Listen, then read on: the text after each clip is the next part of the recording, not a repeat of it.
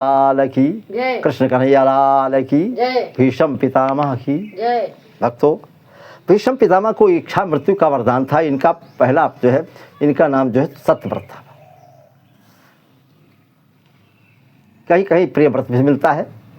और तो ये जो है, जब से पिता के लिए अपने भीष्म प्रतिज्ञा को धारण किया, तभी से इनका नाम भीष्म पड़ गया। विशेष करके भक्तों, कहने का मतलब ये है कि भीष्म के जब अंतिम समय में पहुँचे तो भीष्म पितामह के पास भगवान पहुँचे कृष्ण, और कृष्ण भगवान पहुँचे तो सामने भीष्म पितामह ने देखा। तो भीष्म पितामह से भगवान कृष्ण ने कहा कि महाराज, तुम बड़े भाग्यशाली हो, क्योंकि तुम अपने बेटे को देखा है, इसके बाद पोता को देखा है, पोते के बाद परपोते को देखा है, परपोते का भी लड़के को देखा है, कई पीढ़ी तक आप जिंदा रहे, और इसके बाद तुमको अधिकार है कि इच्छा मृत्यु का, जब चाहो तो मर सकते हो, न चाहो तो न मरो। तो भगवान से भीष्म पितामह ने कहा, महाराज अब भी तुम मोहनी डाल रहे हो, ऐसा तुम्हें नहीं कहना चाहिए। अरे हमको कौन सा आराम है, बाण की सैया पे पड़े हैं 52 दिन से, रक्त हमारे अंग अंग से, रोम रोम से खून निकल रहा है, मुझे सुख कहाँ है। बस सुख तो यही है कि आपका दर्शन हो गया अंतिम समय में, ये बहुत बढ़िया बात है। भगवान ने कहा तो ठीक है। भगवान ने कहा कोई बात नहीं है, लेकिन भीष्म पितामह ने कहा, महाराज ये बताओ कि हमारे ये किस जन्म का पाप है जो हम भोग रहे हैं। तो कहा ठीक है, जन्म का पाप का मतलब ये हुआ कि भगवान ने कहा अगर तुम जानना चाहते हो तो हम तुम्हें दिखा रहे हैं, बता रहे हैं। देखो, भगवान ने उनके चेहरे के ऊपर हाथ घुमाया और उनको दिखाने लगे, जिस प्रकार से मरने के समय पर आदमी की निगाहों में एक प्रकार का वीडियो आने लगता है, जीवन में जितने कर्म उसने किया है, अच्छे और बुरे, सब कुछ सामने दिखाई देता है, लेकिन उसी को दिखाई देता है, सबको नहीं दिखाई देता है। जब यमराज या धर्मराज पहुंचते हैं तब की बात।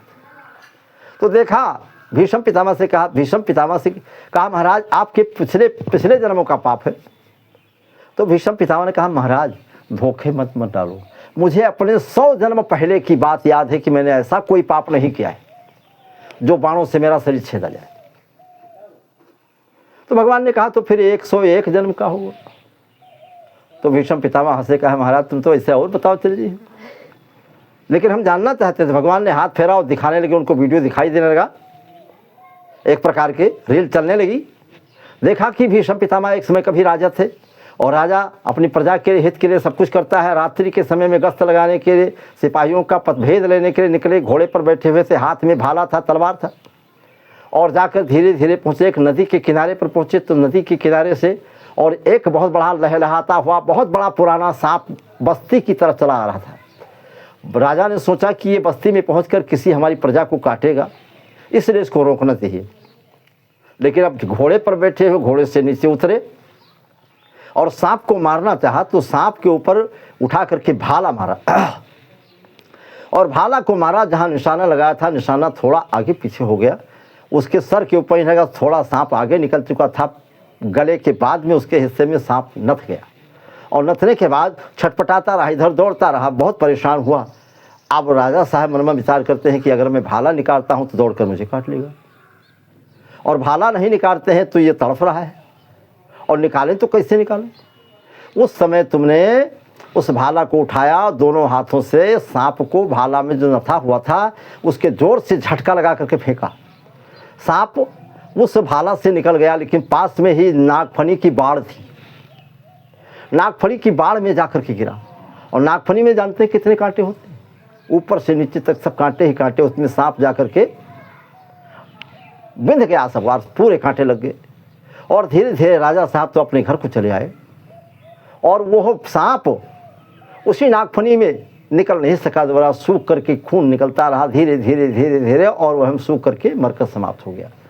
भगवान ने दिखाया कि भीष्म पितामह देखो, उस पूर्व जन्म का आपका ये पाप है जो आपके शरीर में बाण छेदे हुए, और तुम वही राजा भीष्म पितामह बनकर के आते रहो, और वह नाग अर्जुन बनकर के आए। उसके माध्यम से ही बाणों के सैया पर 52 दिन से पड़े हो रक्त निकल रहा था। तो भैया जो जैसा कर्म करता है, चाहे आज हो, चाहे कल हो, चाहे 10 दिन के बाद हो, उसे कर्म तो भोगना ही पड़ता है। और भोग करने के बाद यहाँ जो कुछ भोग हो गया तो हो गया, नहीं तो पुनर्जन्म में भी भोग होता है। न जाने किस जन्म का कौन सा पाप कब उदय हो करके पुण्य दे सकता है, और पाप भी दे सकता है, दुख दे सकता है और सुख भी दे सकता है। भक्तों, ये महाराज भीष्म पितामह की बाणों की सैया की बात है। और अगर समझ में बैठे तो आप लोग कमेंट से ज़रूर करना, ध्यान देना। ये पौराणिक कथा है, ध्यान दे। बोलो सियावर रामचंद्र की। जय। भक्त